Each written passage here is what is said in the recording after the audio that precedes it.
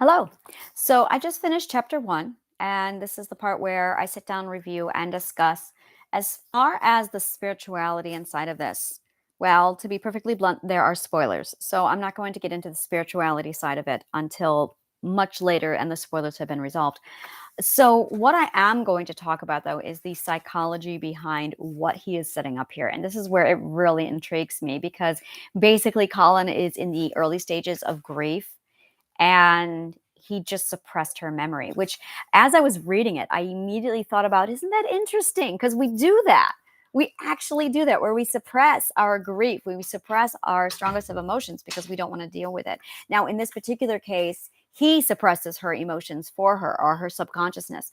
So, and of course, that does play on later on how she processes grief and her relationship with her mother and a lot of other factors.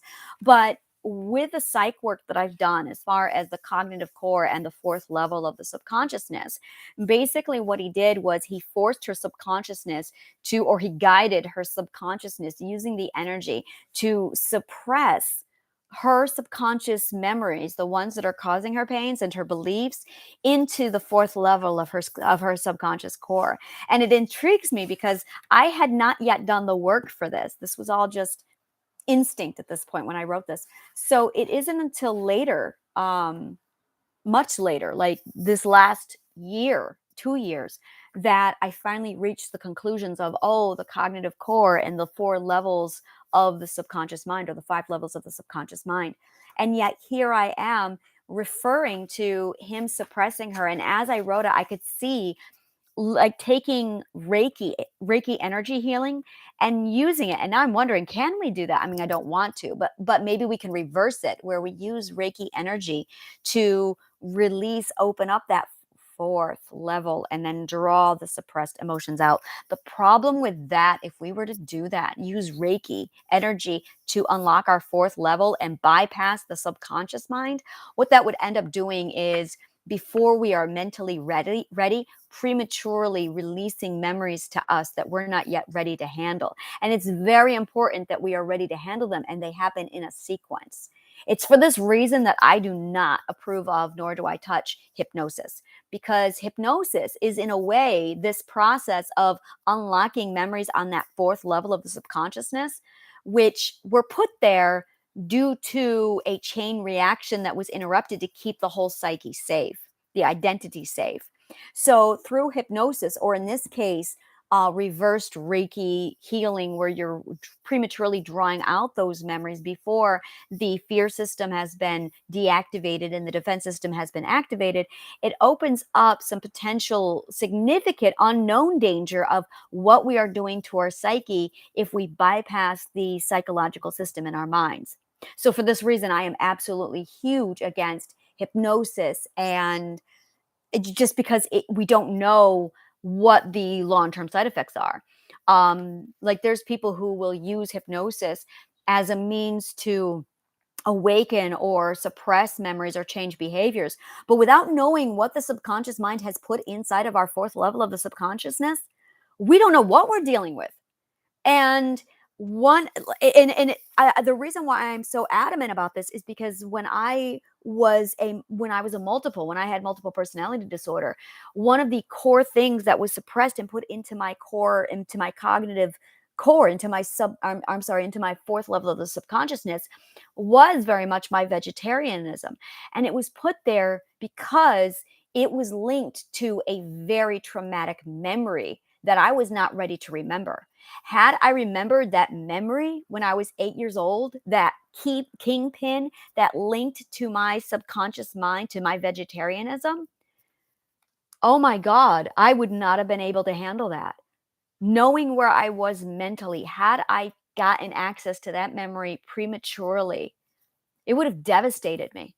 I believe that's where suicide comes in. I believe that's where catatonic states come in, is when we don't dig out the shadow work in the proper order. It's very important that we set the foundation of what we're ready for to reverse it before we pull on what's next. It's so important that we do that in the proper order, because if you have not laid the groundwork, if you have not done the foundational work that's required to prepare you for what's to be received, you could be looking at a full system failure, a full psychological breakdown.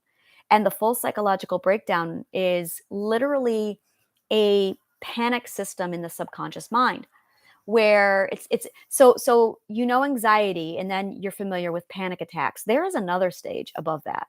There's anxiety, and then there's panic attack, and then there's being catatonic. There's full vegetable state. It's when people who are mentally ill go inside their subconscious and they never come out, and they live inside their minds. And I was there once for a few minutes, for about 5 minutes, and I recognized very deeply, like, oh, this is dangerous territory. Like, if it's not handled properly, you are opening a massive, it's such a very delicate balance to make sure that what we have set for us is something that we're able to manage and handle.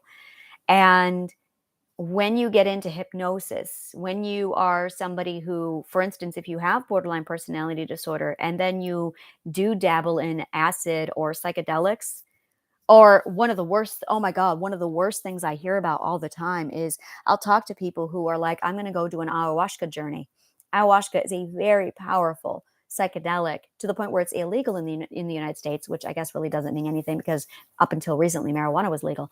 But it really is a very powerful drug, a very potent psychedelic, and it is fantastic for when you are ready to receive enlightenment. Unfortunately, and you have to literally go to a foreign country to experience the ayahuasca journey.